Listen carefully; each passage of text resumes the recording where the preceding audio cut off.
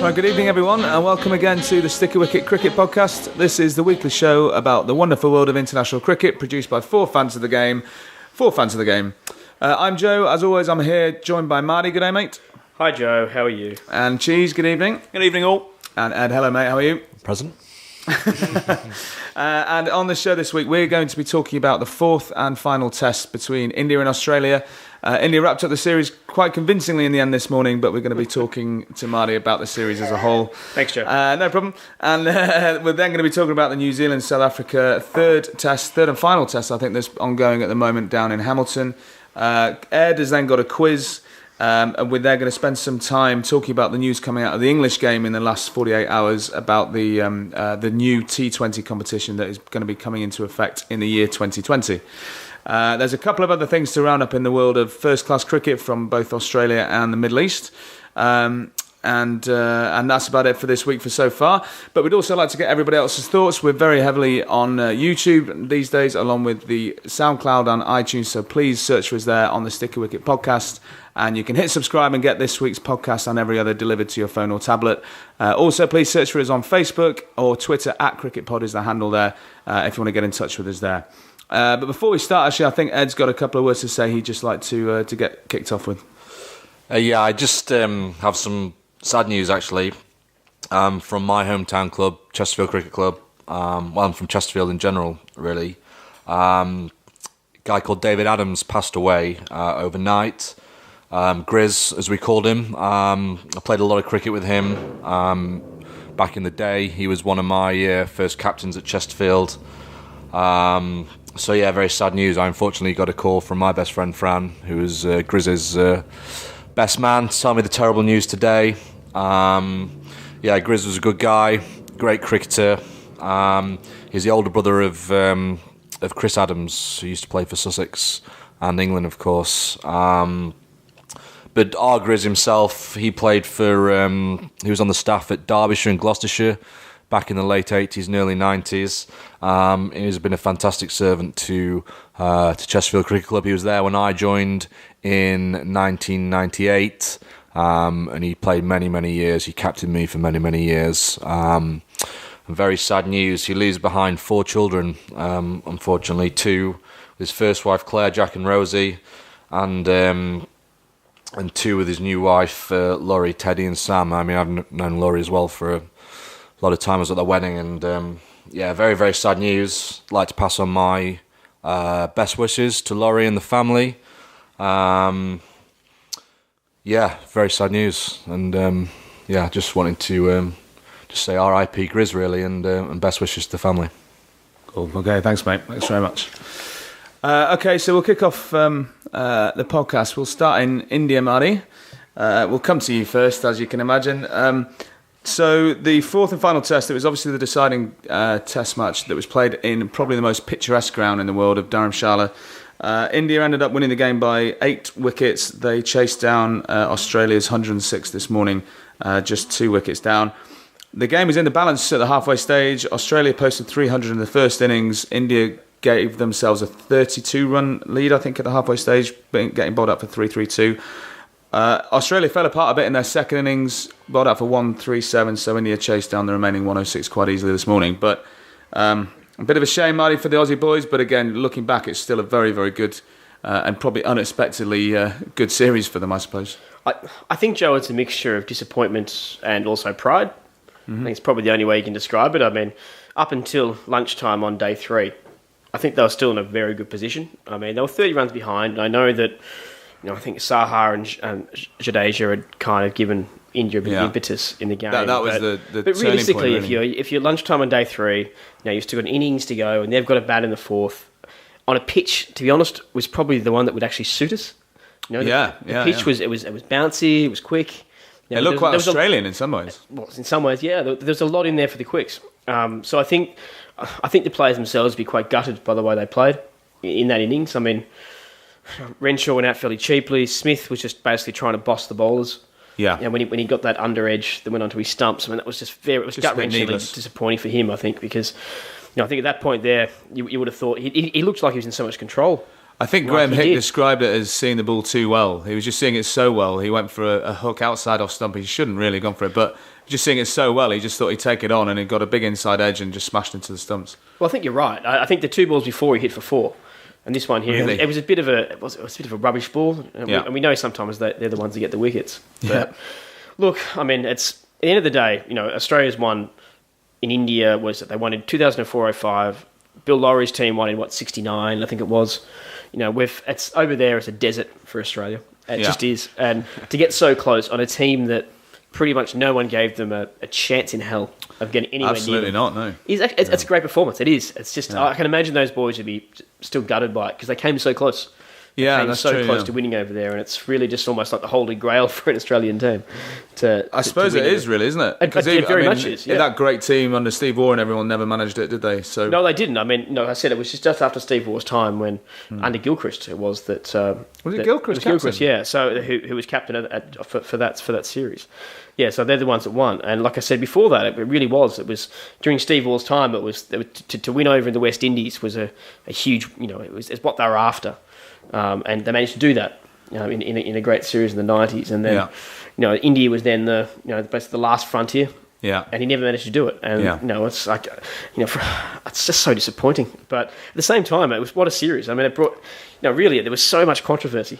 Well, I heard somebody this afternoon, actually, a journalist describe it as the best series since the Ashes in 05, in terms of probably the story that goes along with it, and probably the drama and everything that sort of went with it, the interest from outside of the two countries as well, and he's probably potentially not wrong. The Ashes always generates loads of interest, but other than in terms of the drama and the sort of the rubbish off the pitch that all went with it, which added to the occasion, and actually some incredible cricket on it, he's probably not far wrong. I think you're probably right. I think that in that first game when Australia just basically bossed it, and that really put India on the back foot, and they came back out and and asserted their dominance. And that third test as well, I think, just really sort of showed a bit of fight, because it would have been so easy for the Aussie boys just to collapse, roll over, collapse then, and they didn't, and they didn't. They fought that last day out. The first innings, obviously Smith was such a standout performer compared to everyone else. I mean, what did he score in the end? It was 110 or something. It was 120 in the first innings. Yeah, 111. Yeah, 111. Yeah, and I don't know if anyone else got. Really. It's just another unbelievable innings. He just looks immovable. Well, he does. In all conditions. Don Bradman. Well, we said last week, didn't we? Yeah.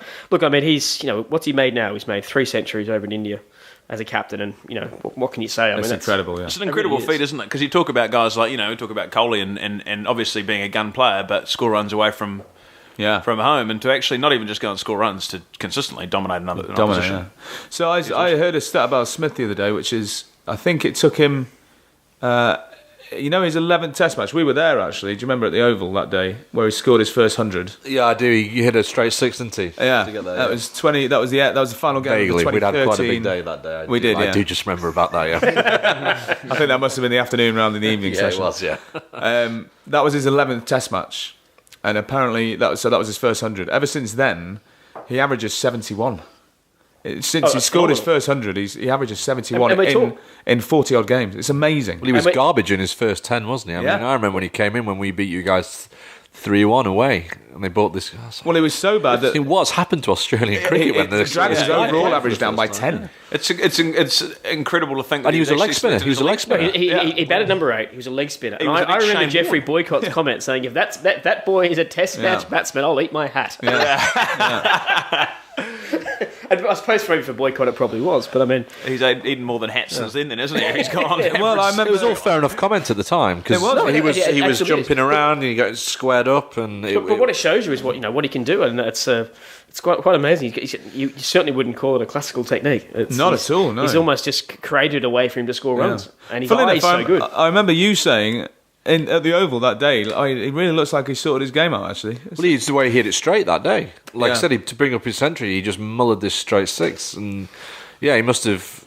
he's kind of like a mirror image the other way around, of a little bit like Chanderpaul, isn't it? So, you can teach people all you want the MCC way or whatever, but as long as you've got to find your own way. Yeah, as long as you're still and in a good position at the point of delivering, your heads and your eyes are still on level, you you can. There's many different ways to skin a cat, as they say, isn't there? So fair play.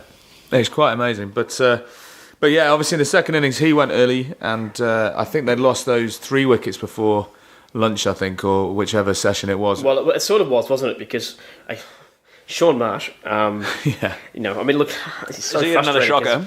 I've said to him before, he's got so much talent. I think he's just everyone recognises that. It's just you don't like him, do you, Matty? It's not that I don't like him. It's What's wrong? What's wrong with him? He likes Mitchell Marsh less. I can always tell that. No, look, I mean the thing is, he had a jarred back. I've never heard of anyone having a jarred back. I've got no idea. Tymar Mills. Yeah, but Tymar Mills wasn't sitting in this. Where was he? He was fielding it where? At short leg or something like that. He made no runs in the first innings. I don't know where he got the jarred back, but No. I mean, look, the team really needed him, and he came in at 6, I think, in the end. But by then, the horse had bolted. Yeah, it was. He came in behind Maxwell, didn't he? Yeah. I think for a while there, when Hanscom and Maxwell, they looked fairly solid, and I think Hanscom's a good player, you know. Well, he is a good player. I mean, looks really I good. think he'll be disappointed. I think that he hasn't really made a big score. I mean, he's made a lot of starts here. Yeah. I know he made that 70 odd and an amazing innings in the final innings of the last Test. But I mean, I think he'll be disappointed that he didn't go on to make a big score because I think he's got a big future. I really do. Yeah, that's really And worrying. great for Yorkshire too. Well, that's true. Yeah, he is he's a Yorkshireman, isn't he? Yeah, effectively. Is he born in Yorkshire? Yeah, he was born in Yorkshire, wasn't he? No, that's Renshaw. Oh, is that Renshaw? Yeah. What's Hanscom connection? He's just your overseas player. Oh, I see. Right, okay. I've got the wrong way around. I get them mixed up. So Renshaw was born there. Hanscom's playing for us. Yeah. Right. Okay. Fine. We'll play for you. Yeah. Right. Fair enough. Well, there we go. Yeah. So, and what about Kohli's comments then? So, no Test match, by the sounds of it, or seemingly, can go without some sort of fiery press conference afterwards. So now Kohli has said, It's really pure oil comments. it's just like playground stuff, isn't it? Yeah. So straight after the game, he's been obviously had his captain's press conferences, as always you do, and he's come out and said, I think at the start of the tour he said, I'm good friends with a lot of the Australian players through the IPL, etc. And a lot of those friendships have been lost now, which is I don't know why you would want to say it's that. pathetic. I mean, his behaviour is just as bad. His aggressive, shouting sort of behaviour. So I mean, they're both as bad as each other, both teams. So they should just shake hands, have a beer, and forget about it. Yeah. You don't want to, it's done what's done, and that's the great thing. Which should be the great thing about cricket. What stays on the pitch, what's happened on the pitch stays on the pitch, and they should not say things like that now. They should just bask in It's been a good series, as you say. I mean, he's won as well. I mean, just take. Well, his behaviour is. I mean, I remember seen a few images of him really aggressively shouting, having to be dragged back by the umpire and things when people are out or when they've reviewed. He's just as bad as the Aussies. Marlon Samuels? Well, no, we're talking about. Right. It is what it is. I mean, make a comparison. I've never really heard somebody come out after a series and say that. He wasn't even playing in the last Test match as well. So He dropped out He was injured. drink carrier for the last Test. Yeah, he dropped out injured the day before with a bad shoulder from the previous test. But I You think- won the series. Just be a bit gracious now, for the good of the game. We don't want to hear this sort of nonsense. Afterwards. leave it behind, eh? Yeah. So there might be a few more sort of fireworks come the IPL. There's a lot of Aussies going over, and there's people like Smith's over there, aren't they? And Stark's dropped out now, hasn't he? But Stark's there must dropped be a out, handful of them. There's a maybe. handful from the BBL. They're over Yeah. there. There are quite a few, really. Yeah. But I don't know. I agree with you, Ed. I think you're talking about the Australians are as bad, and they are. At least Smith came out and sort of apologised for his behaviour for times, and also said, probably the same thing as you said, which is it should stay out in the field. Yeah. And the fact that Kohli dragged that back into the press conference, into the public domain. He did it against England as well. Some of his press conferences Why are so would you do arrogant. that? Why? It's like it's. He doesn't get it, does he? You shouldn't disrespect your fellow. It was like when Warner said that thing about Trott being weak, mentally weak. You shouldn't say things like that in press conferences. It should be you say what you want on the pitch, I guess, but you've got to have a bit more. We're a better sport than football and things, aren't we? You've got to have a bit more respect than that, I think, in cricket. It's true, and I think Warner got roundly sort of condemned for what he said then too. And I'm not sure that Kohli has had that, and that's. Well, he hasn't at home. He just gets heavily defended at home, and by his own commentators, and like the journalists now seem to be sparring. I heard Sonny Gavaskar, I think, say that have another go at the Aussie journalists and say they're basically an extension of the Aussie backroom staff. Well, yeah, which to be fair, I kind of agree with. they kind of say that themselves, that they're the 12th. Oh, really? Oh, right. Well, fair enough. But I mean, I think it's just, I don't know. Everything seems to be just verbal sparring all the way through. It seems to be just. That particular journalist, I think, also put the words in his mouth almost as well, didn't he? He sort of asked I don't know. him, I think the question was something along the lines of, "Do you still get along?" And now you've just finished this Test series about an hour or two ago. Emotions are still going to be pretty high. You're almost kind of doing that to get it out. I'm not excusing that's what it at all. journalists do, though. It's exactly right. I'm not excusing it at all. But then sort of see that coming. You should just say, no, we're going to have a beer now. It's over. That's all he needs to say. Yeah. I know that Smith actually asked Rahana, if they could go for a beer afterwards. Do you know if it happened? I saw on Twitter yesterday morning that I think apparently Smith has asked if, do you mind if we come in and we can share a beer in the changing room afterwards? I'd be stunned if he said no. I mean, you couldn't say no. Well, you'd hope not, yeah. I mean, that would be the end of the world if they said Rahana no. seems pretty good as well, yeah. Yeah, surely not. Yeah. We can look it up for next week, perhaps. Absolutely, yeah. How could you not want to have a beer with the likes of George Maxwell? How do I turn that down? Glenn Maxwell, by the way. Glenn. Yeah. Apologies. The Big Show. We just call him the Big Show. That's exactly, that'd be easy. Okay. Well, anyway, so that finished 2-1 in the end to India. So congratulations. It was well done, Manny. Pat Cummins took another 3-4. Oh, he's dangerous. Yeah. Nathan Lyon as well. He got a 5-foot. So Lyon bowled well. I tell you who didn't bowl was O'Keefe, and I don't think he'll ever play for Australia again. To be honest. Really? I know he started the season that series well. Didn't he get 8 for 50 in the first innings? Yeah, he did, but he barely did anything after that. He was really poor in that last test. You've got other players coming through. And you've got Swepson, who's on the tour. Agar, who's a young player as well, off spinner. He's got a wrist and off spinner. You've got John Holland, Victoria, who's now just taken I think he's taken 49 wickets in the Shield season this year. I mean, at least you got a spinner. That'd be great. Well, yeah. But yeah, I mean, if you can keep, I've not really seen much of Cummins because he's hardly played. But I watched quite a bit of him over the weekend. He's horrible in Aussie conditions. That will be horrible. Well, I've told you before, and I think we've had many discussions over the years, Joe, since I've known you for the last 5 years. And I mean, look, he's going to be something special, and he's only 23. Brutally quick. Yeah. He's quick. He's got control. He swings the ball at pace. It's just that bounce. And some of those bounces that he was doing, they were just so accurate. And on a pitch that's going to suit him properly. All Australian ones, yeah. Pretty much all Australian ones, yeah. I mean, look, especially in Brisbane. I mean, that's going to be a sight to see if he can keep himself fit. Well, I mean, if you can keep them all fit, if you can keep him, Pattinson, Hazelwood, and Stark fit, we're knackered. Well, that's the challenge, though, isn't it? Well, 3 of them still. Yeah. I mean, it's didn't Patterson take something ridiculous like 7 for 5 the other day or something? Yeah, he did. Yeah, so he did, and I think he'll be something a little bit different as well. He's more of an aggressive bowler. So I think all 4 of those are different in their own different way. You need more of them in Australia, don't you? That's good. Oh, well, I think you do in a way. No, I disagree. I think you do. I think Stark's not that aggressive. Cummins isn't aggressive in that way. But Pattons is more of the old school, kind of, almost like a Merv Hughes kind of bowler where he their face type of thing. Brilliant. But daunted. Well, I mean, yeah. I mean, I think it's just one of those things. If you keep all them fit, we're in real trouble. This is when we're going to need Mark Wood, isn't it? Desperately, I think. If we're just going to need some pace out there. Yeah, him and Stokes should be should be all right. Yeah. They're still vulnerable. They're still vulnerable, you know. There's still spots in their team they're still looking to fill, just like England now. Definitely. They'll obviously be very confident, but I'd say probably after those 2 Test series that Australia, if you're looking at it now, would be favourites. But they're still very vulnerable. Well, it's just the thing that as well, you know, Warner's probably going to get runs at home. Yeah, very He true, averages something like 65 at home, 30 away. But then you're going to expect Cook to score runs down there. Yeah. Root's going to score runs down there. Stokes Yeah, but they might be the only 2. The we need to sort Stokes our will be bind right. collapses and our spin. They're the 2 things we need. Yeah. Otherwise, we'll be in trouble. Yeah. I mean, it's a good point, though. So, I mean, when it comes to the Ashes, I mean, how much of the middle order has played down in Australia before? Is it? Well, yeah.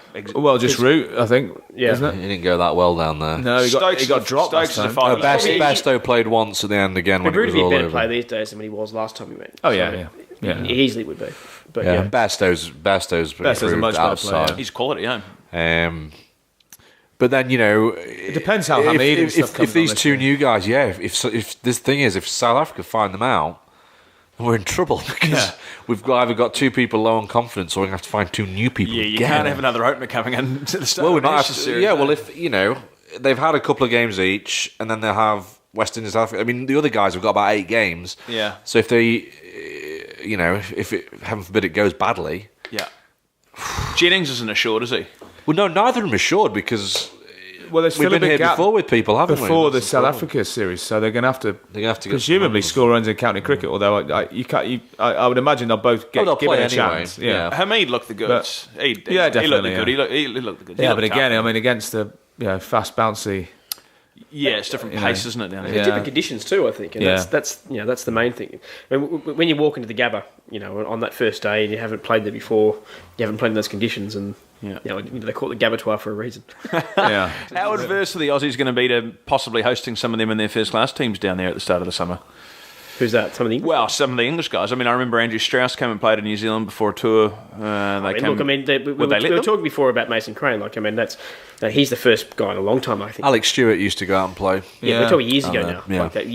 It doesn't. hard with the There's schedule, only isn't it? 6 teams, so it doesn't happen very much. Because all those teams are trying to produce Australian players. Yeah. Well, it's what will different hopefully to what- happen is that they'll get some decent tests in the warm-up games, unlike last time where I think we were 350 for none after day Well, one. I think the ETV almost has to step in a bit and say, look, we need to have an agreement here. Yeah. We're going to put out And just make it teams reciprocal. for the sake of the game. Yeah, absolutely. I completely agree. Yeah, and just make it reciprocal when you guys come in. That's right. Yeah. And just put out some, because it's cool for a tour side to put out a decent side and have potentially beat them. Have a real scalp. I remember when I was a young kid going to Ballarat to the Eastern Oval there and watching England play Victoria, with my grandfather. It was an amazing experience because it was just all of the great England players were playing against a proper first-class Victorian game. team. And it was a proper game. Exactly. Yeah. Australia played Essex when they came out, didn't they? But I don't think The county's part of our second team. Yeah.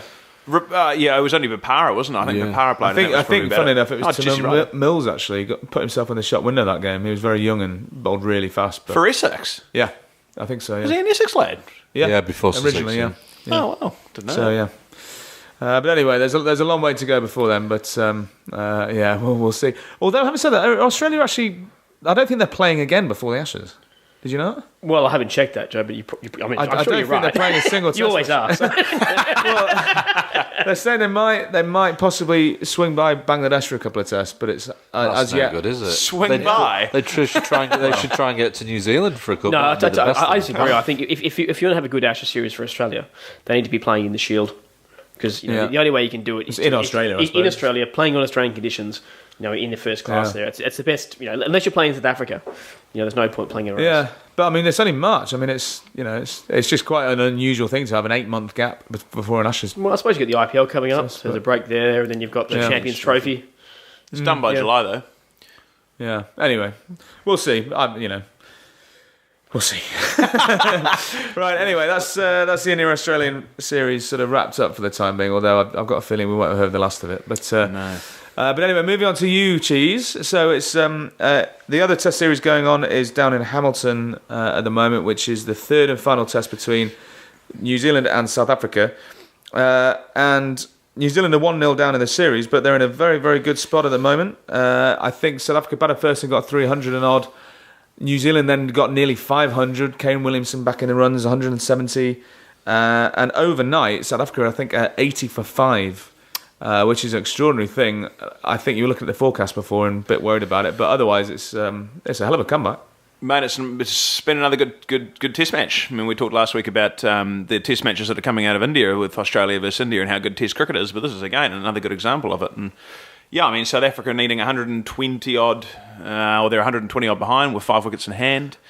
95 behind there now. 95. Yep. So I mean, we talked about it last week quite extensively about New Zealand. We talked about their bowling a lot, but basically the moral of the story was that we needed to score some runs. And once again, Kane Williamson stood up. And I think the main talking point from that really is I was just thinking about it today on my way over, thinking how much, or not grief, but worried people were about Kane Williamson actually being able to keep up and score runs when he was given the captaincy. But So he's equal with Martin Crowe now for hundreds 17 already. test centuries. Yeah. I thought last week it was equal, but so that was 16. Last week he's on 17 now. And he's past 5,000. He's going to be by far your best ever batter, isn't he? Oh yeah, he's he already Like is. country- How many tests did Martin Crowe play, just out of interest? I don't know. Would it be a similar amount than what? I think Joe's looking it up on Google now, isn't he? But he's racking his brains. But I think about 90 to 100. Okay. Williamson's averaging 54. Crowe averaged about 44. Crowe was the only person before Taylor and Williamson to average over 40 for New Zealand. Oh, and Mark Richardson, please. Let's not forget about him. But Crowe had played against some mean bowling attacks that's in the the late thing, 80s and things. Think about the West Indians. Yeah, and the show of Akhtar says that the hardest player that he ever bowled to was Martin Crowe. So Really? Ever. Really? So he played 77 games. Shane Warne says he was one of the best ever as well. He bowled against Crowe. Yeah. He was a gun. 77 games, 5,500 runs, high score of 299. Yeah. Average right. 45, actually. It's funny, his email address is mdc299. let it go, Marty. Let it go. But no, anyway, sorry, what I was saying, like Williamson, there was a lot of banter around New Zealand cricket about whether or not he should be, or what was going to happen to him becoming the captain. I hope after that he's put that to bed, because it's a second century in a series against South Africa, and he's obviously difficult for these guys to bowl to, isn't he? He's a gun. I think Who's this Jeet Raval guy? He seems to be getting some runs. Mate, he's averaging about 40, 45 in this series. So he's a young opener, yeah?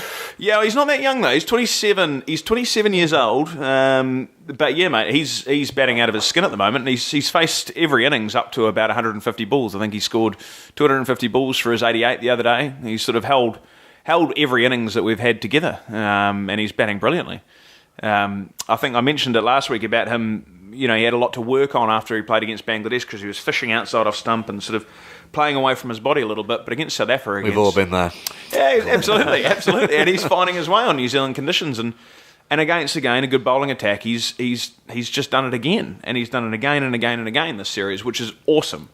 Because we haven't had a good opening. It's a find at the top of the order, isn't it? Mate, awesome. I mean, and Latham again. Latham scored 50 as well. He hasn't scored that catch as well. Did you see didn't that amazing. catch? I haven't seen it, mate, but everyone's talking about it. Yeah, it's proper anticipation. Amazing. He was following right, isn't he? He's following the bat face round the corner, Yeah. and as soon as he started moving to his right, and then Yeah. it came right off the face. It went pretty So he's sharp. fielding a short leg, and is it de Kock or No, it was Duplessis? Duplessis. Duplessis has gone for a sweep, basically, hasn't he? Just like a paddle sweep. Yeah. And Latham, at very short leg, has seen him going down on one knee to sweep, and then started moving to his He's right. followed it, has he? And then he's obviously hit it towards him, and then just stuck out his hand. And they did it on Sky Sports. I think he had a 0.35 second reaction time. That takes some balls, and it's just doesn't stuck. it? It's amazing. It Yeah. takes some balls, because firstly, to even want to get him behind the ball, although I suppose it's short leg, if you're seeing that he's not going to whack it, you can sort of start anticipating, but still, to be able to get an extra It time must to have catch gone like it was. Nobody had touched it, would have gone to the man on 45. That's how fine it went. Really? He Yeah. proper got his wrist into it,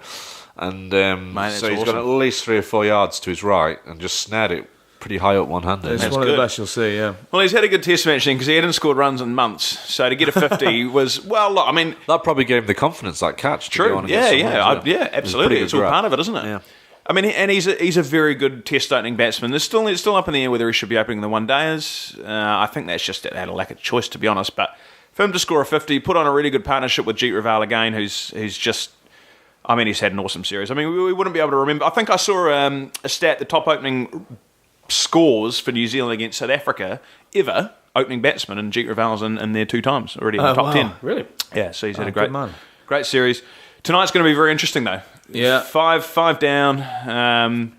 He's still got de Kock, still got Duplessis, Are they both in together now? both in together.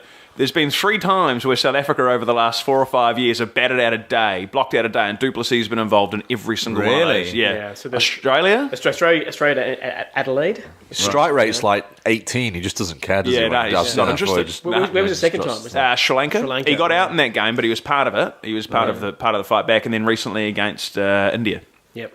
Right, well... So with him in there, it's tough. surely. I mean, they're still 95 behind. They are. I just mean, need we're a in first- the. I think you'd be fine. It probably depends on the rain, doesn't it? I mean, if the rain comes. It's been saying rain all week and it hasn't rained yet, so hopefully it stays away. But de Kock as well, though. I mean, he's not going to muck around for No. He's dangerous. Like in that last test, he took it. Him and Bavuma took it away from New Yeah. Zealand, didn't they? Yeah. When you guys They're were in bowling the well, box though. It's moving around a got bit. It's... Yeah. I'd be surprised if they got out of... If they get, if we get a wicket early, we're going to win. But if they bat till lunch, I think But we've get a still bit got another nervous. innings in hand. Yeah, exactly. be There's a long interesting, way but- to go. Oh, you can't before lose. they... Surely you can't lose. It's just about whether We you can can't win. lose, but we've got to win, don't we? So we've got to force the issue. Yeah. But it's been awesome for New Zealand cricket to sort of. I mean, for the last 2 or 3 years, we've been there or thereabouts. If we can get a tie against South Africa from where we've been and from how we performed Yeah. and that second innings of that last Test match. It'll be great. Yeah, You know, and it'd be a it's, pretty good summer for New Zealand, really. it would have been, yep. You had, one against Australia only Chapel Hadley a month or so ago, and then beat Pakistan and in the last session of the last Test match as well. Beat Pakistan Yeah. at home after they'd come off a good victory in England. Yeah. It's been all right. And also, I think it's sort of showing our depth a little bit. Matt Henry took a four in the Yeah, first he got innings. well. Derbyshire man. He's been signed by Derby just for 2020s, or He's coming to Derbyshire. class? But for 2020s, or I don't know. playing first class stuff. Not quite sure. But he took 4 for. He looks bloody good. He looks like a sort of Shane Bond. So Southie has dropped now. He got injured. Him and he's Bolt injured. got injured before the Test match. But Bolt was in the squad, wasn't he? Bolt Or wasn't. Yeah, he got injured after the first Test. Southey got injured just 2 days before this Test, so they brought in Henry. They dropped- Wagner. Wagner took another 3 for, so he's still on the wickets. Oh, De Grandhomme. Who's this De Grandhomme? He's an all-rounder, isn't he? He's an all-rounder. He's coming over for the 2020 over here, the NatWest Blast, isn't that what they call it? Yeah, he's coming over for that. So, but yeah, they've opened the bowling with him in New Zealand conditions, and he's done all right.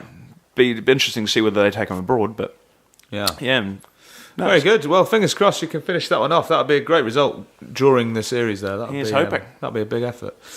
Very good. So we'll move that on then. Ed is going to play Quizmaster this week. So I think he's prepared a little something. Over to you, mate. Yeah, I've got 9 questions, 3 each, quick fire, multiple choice. I've got a few in the event of some sort of tie. I've got a few tiebreakers. So we'll see how we go. Right, start with you then, Cheese.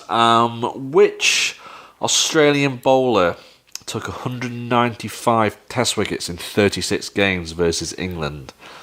McGrath, Warne, Lee, or Lilly? that's tough. Brett Lee. Nope, Shane Warne. That's a hell of a record. That's impressive. Yeah. That's ridiculous.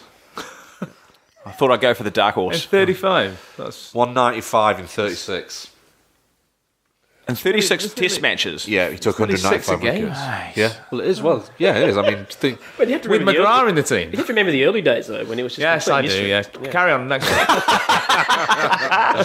Right, over to you, Marty. Which Pakistani batter scored 1,788 Test runs in 2006? Was it Syed Anwar, Mohammad Yusuf, Ijaz Ahmed, or Inzamam? Mohammad Yusuf. It was, yeah. We've had him come up in the Yeah. last couple of weeks, Ed. Well, you know. I was busy watching Better Call Saul when I was doing this, so I was. Was that back on TV? Well, the new series is on in a few weeks, so I really like to do it, so I'm rewatching the old one so I remember what happened before the new one starts. in a That's a couple of good weeks. idea. That's commitment. Yeah. Might have to start. Yeah, I've been really busy with work, so yeah. Right. Who was the first batter to hit 100 Test sixes? Gale, Sehwag, Gilchrist, or Lara? Joe. Gale, Lara, Gilchrist, or Or Sehwag. Sehwag, yeah.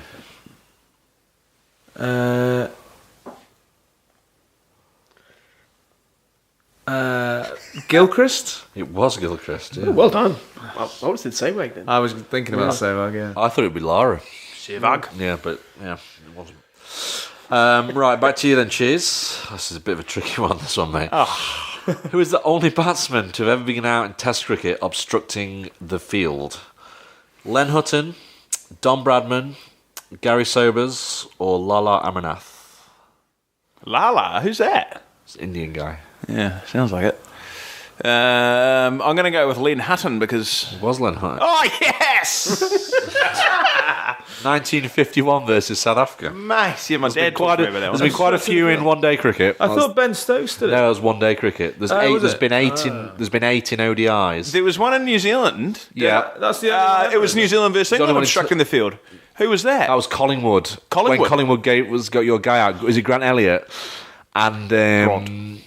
And then you guys won off the last ball, and Daniel Vittori Harry went Potter nuts. Vittori was celebrating wildly with his, Swearing with his out on little the beard on the Brilliant. oval Yeah. balcony. I remember that, Yes. yeah. Oh, yeah, that is right. Because the umpire pulled Collingwood to the side and said, "You sure you want to go down this road?" And Yeah. stupidly he said yes. That's and, right. and it all That's kicked off. Yeah. So Vittori's- when there was overthrows, we did the overthrows. Yeah, that's right, yeah. Kevin Peterson useless missed the stumps with missed the ball. It's like 2 to win, and they. Yeah, 2-1 off the last Yeah, ball. yeah. And That's right. I think it was Ian Bell lobbed it at the stumps and Peterson didn't gather, and you guys got through. And It's like famous scenes of Harry Potter on the back. Sounds familiar. Stephen Fleming did that a few years before as well, I think. Lords? Okay, so back to Marty. Who won the inaugural IPL in 2008? Was it Deccan Chargers, Chennai Super Kings, Rajasthan Royals, or Calcutta Knight Riders? Rajasthan Royals. It was, yeah. Shane Warner's captain, I think. That's got to be Marty's team now for the tournament, then, doesn't it? He's drawn one out of the hat. Are we doing I think they are, actually. Oh, they got booted, didn't they? Rajasthan. We'll talk about it next week, I think. Yeah, when we did the it's draft. the IPL preview next week. Listeners, tell us what happened. Yeah. Back to Joe. What colour cap is presented to the highest wicket taker in the IPL? Is it blue, green, purple, or red? I have no idea. Blue, green, purple, or red. Wickets. Brilliant. Could be Give them a anything, question innit? that no one really cares about. I had Joe no knows idea. I everything. had no idea about this. Blue. Purple. Purple. What are the stats on that? Do they have to wear it during the game, A or bit like the Tour de France. I'll get the little girls to give them a bottle of champagne. But do they wear it during the everything. game, or Mate, I don't watch the IPL. toss it around the field? Well, we and can the keep next an guy eye out takes for it, can't we, this time?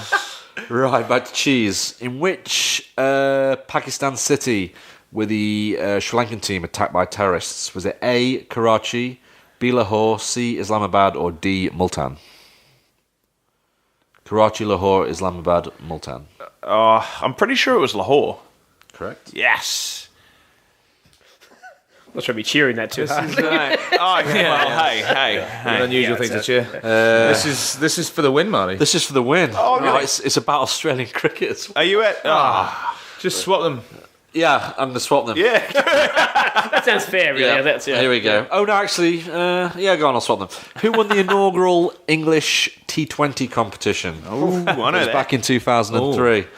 Was it A, Warwickshire, B, Surrey, C, Leicester, or D, Gloucestershire? Oh, I do know this. Don't know. I'll say Surrey, just to... Sorry, correct for the win. Damn it! Why didn't you give him that? He's a Surrey fan. Yeah, but I thought there's less chance. Okay, I'll tell him. I had no idea. It was the fact, that you... Let me ask him the other question I was going to ask him, and then we'll see if he knows that one. He will know this one. He's a badger of Australian cricket. With which player, with whom did Ricky Ponting share his Allen Border Medal in 2009? Was it A, Brett Lee, B, Michael Clark, C, Shane Warne, or D, Mitchell Johnson? Well, it's clearly not Shane Warne because he retired by then. Yeah. But Mitchell Johnson had a great 2009, so I'll just say Mitchell Johnson. It's Michael Clark. Oh, at least he's human. Yeah. Anyway, there you go. Tie break. Well done, Marty. Yeah, tie break, surely. Well done, Marty. Right, well, cheers, Ed. Thanks very much. Good work, So- Ed. Thanks, mate. That brings us on to the debate that's been raging now. Well, it's news coming out of the ECB in the last 48 hours. They have voted today. So the 41 members of the ECB have voted for a new proposal that's been put to them all by the ECB for a new 2020 competition, which is going to start in a marketing man's dream here. It's going to start in the year 2020.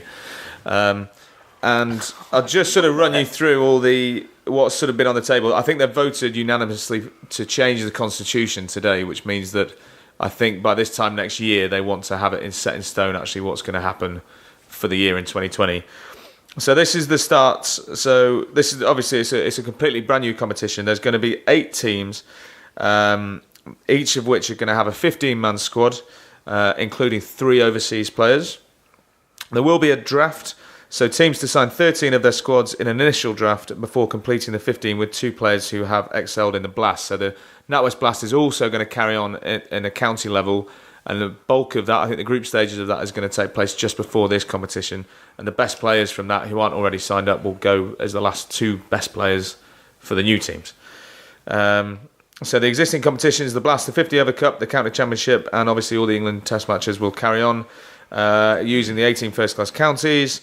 The 50 Over Cup will be played alongside this new competition, which will presumably be played in outgrounds that for the teams that are using their major grounds. There's 36 games in a 38-day window in July and August. Every game is televised, and each team having 4 home matches, meaning they play their closest geographical rivals home and away, and the other 6 teams once. There's also going to be a big terrestrial television presence. 8 wait, games. Is that all it is? I wouldn't say it's a big... 8 out of 36. 8 out of 36. It's a start, though. It's a start, but it's poor. Okay, all right. Can we confirm for those non-intellects what terrestrial means? BBC. Is it BBC? Free to Well, free. ITV. All right, basically. free to air. Free to air. Free to air is the one to use, yeah. Right. And then it'll be a playoff system, and I suppose that's probably about it. So, participation. There's going to be 10% of net revenues from the tournament will go directly into participation. So, I'll start with you, Ed. What was your initial thoughts on this whole proposal? Well, I'll tell you what I've come up with. Again, in between watching Better Call Saul and doing a bit of work. So this is how... it's a really busy day on Monday, yeah.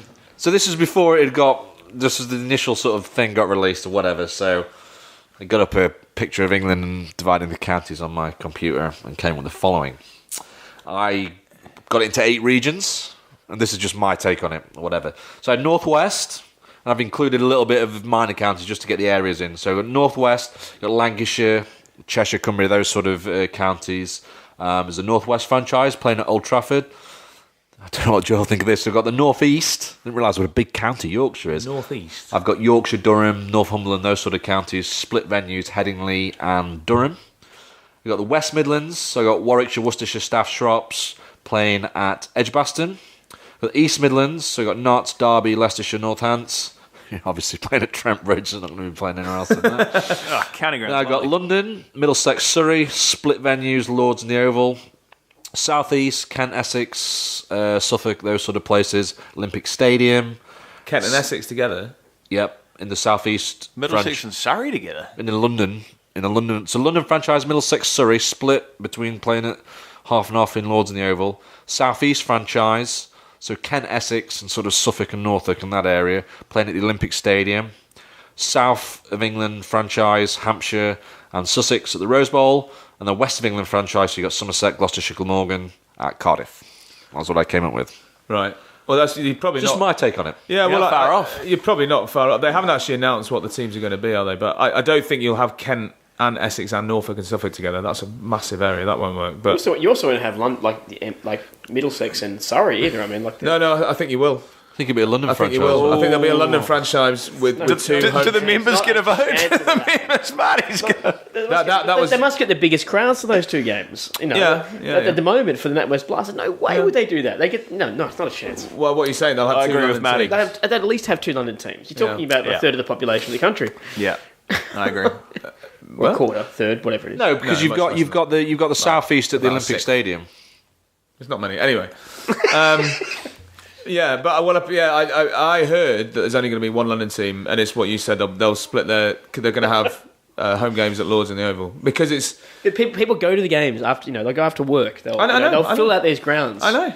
I've realised that, but I think that's The point is, everybody has to look at the bigger picture, and the bigger picture is that we need to modernise and do this. I don't disagree, but there's an advantage between having having almost competition between the teams. Having little rivalries and so forth from the word go. And having 2 teams in London is a rivalry from the word go. Well, you might be right. So, we don't know anything about the teams. So, I guess only we'll an find that opinion, out in mate. due course. Yorkshire and Lancashire, like the 2 London teams. Like there's a whole range of things you can do there. It's all about marketing. That's how they get these. How would you feel about a Yorkshire-Lancashire merger, Joe? It won't happen. There's no point talking about it. It won't happen. So I didn't realise what a massive... Yorkshire's a massive county. Yeah, it's it goes huge, all the way up on the northeast coast, and It goes to Filey and Middlesbrough, yeah. Scarborough and all Yeah, the way yeah. up there. It's Beautiful, isn't it? so I felt bad because if you put Yorkshire and Durham together, that's a... Yeah, That's well, a massive, I think that massive might area. happen. I mean, I don't know what they're going to do up north. It might be that they call it like the Northwest, or there might not even have to be called cities or regions or anything. They might just be called the White Rose Rebels or something, and the Red Rose something. Might be something as easy as that, but just take the branding away from whatever the county. Well, is. I Rose read Warriors. that today as well. But it has to do that, doesn't it? Because of Yeah, I mean, I think that's probably the only area where it matters. The West Midlands, there might be someone called the Cardiff Dragons or something like that, which will have to include the Gloucestershire, Somerset. So whether they'll be happy supporting what is fairly clearly a Welsh team, I don't know. But if you put Yorkshire and Durham together, they won't be able to afford to pay overseas pros. They got no money, well, they mate. will because it's all going to be centrally funded. This is all ECB funding, isn't it? So each county gets 1.3 million All 18 counties going to get. Yeah. Yes, and so I'll be right. Just shut up, sign. Yeah. You get 1.3 million, and we're going to do what we're going to do because. Well, it's a bribery. It's a bribe, isn't it? Yeah, it is money talks, you know. But look, I was looking at this map, right, and obviously we've got 18 counties, we've got all these other counties.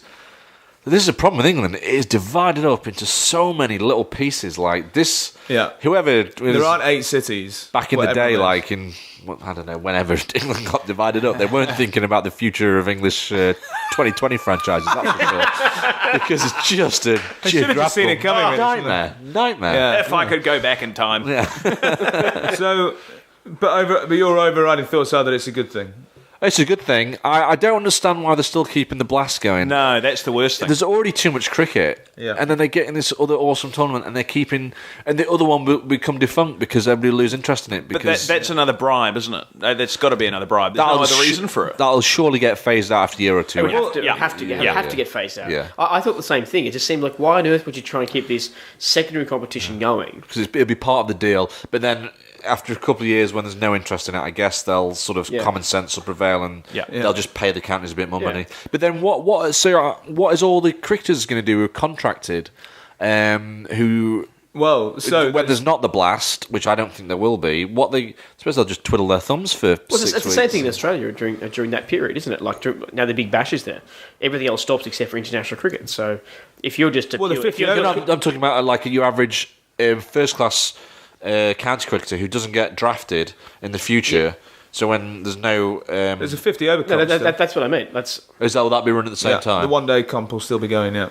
So effectively, the 1 day comp is going to carry on along with England games at the same time as a new competition, which will it will devalue it, but presumably the idea is that, so say if you're Warwickshire and Edgbaston is being used for the Birmingham franchise or whatever it is, they'll play their 1 day games in their outer grounds, which will hopefully be ideal. Even though the thing is, we need our best players to be playing the 50 over competition because that's how we prepare for the World Cup. Yeah, well, it's not till the year 2020, remember?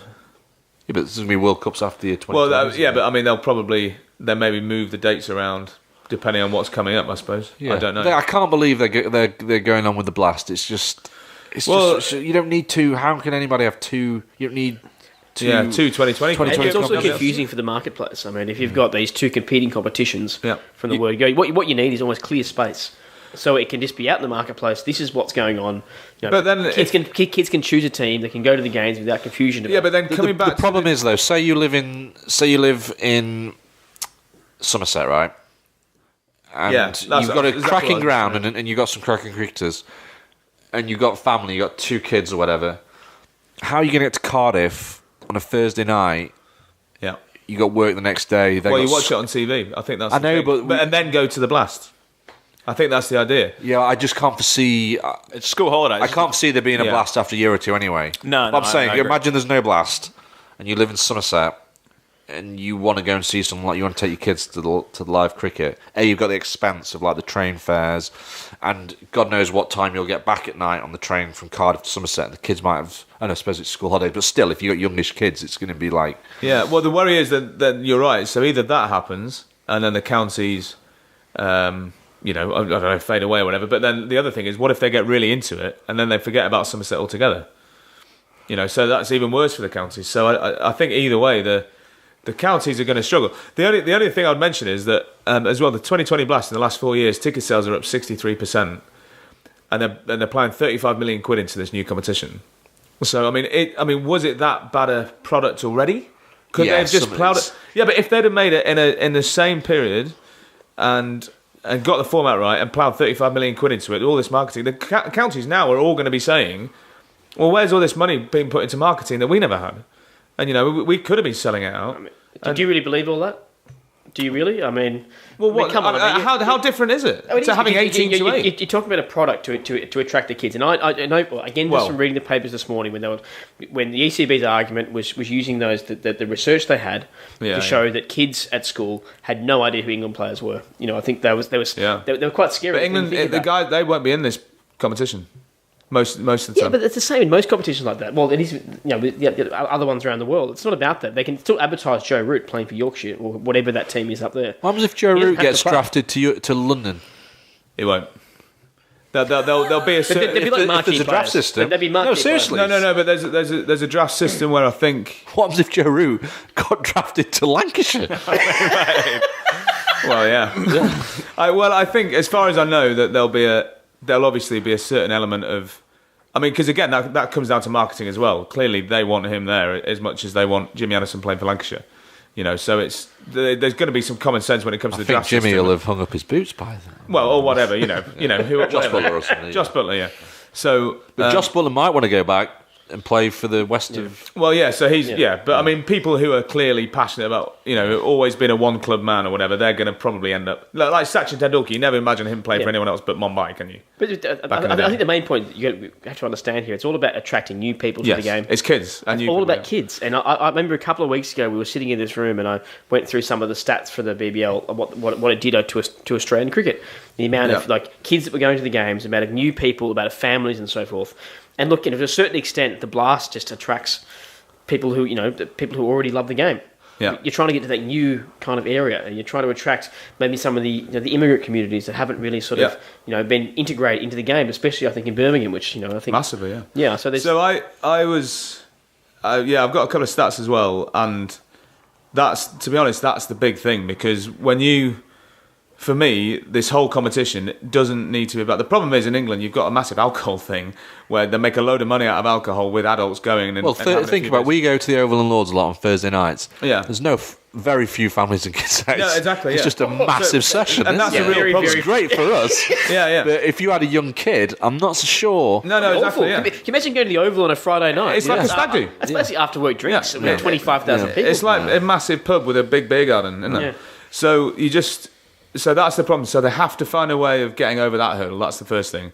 But in terms of the kids thing, it has to just basically be about probably something that we wouldn't be that bothered about going to, which is basically a load of people, mums or dads, taking their kids there just to get them in to the gateway drug of 2020 cricket.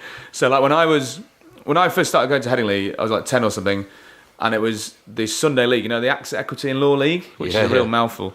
But in those days, you used to play county cricket Thursday, Friday, Saturday, and Monday if needed. And on the Sunday, you played that same team in a 40-over game, right? And that was clubs, coloured kits and white ball and everything. And so I got hooked on that. And then I grew up to be a Test match fan and a Red Bull fan and all the rest of it, right? So it just has to be purely geared, as the BBL is, to gear towards getting kids hooked on it as a purely gateway drug. Well, it is, and I think you're right, and I think it certainly was for us as kids with the one day, especially was for me. Yeah. I still remember the '92 World Cup as being kind of for me the most vivid memory of cricket. What we don't know yet is whether T20 kids will develop into Test match fans. We don't know that yet. Well, no, we hope they do, and we do. But then if some of them will. Yeah, I suppose think a lot of them will. If it's not for 220, they wouldn't. I understand that. Because what they're buying into in the first place with a great night at the T20 is just getting into cricket of any sort, and then hopefully they'll want to play it. And then as soon as they're into it, then they're gonna just like cricket in the way that we do, which is Test matches and all the rest of it. Currently, 2% of kids under 11 say that cricket is their number one sport. 2%. In the UK? In the UK, yeah. And it's the 11th most popular sport amongst kids.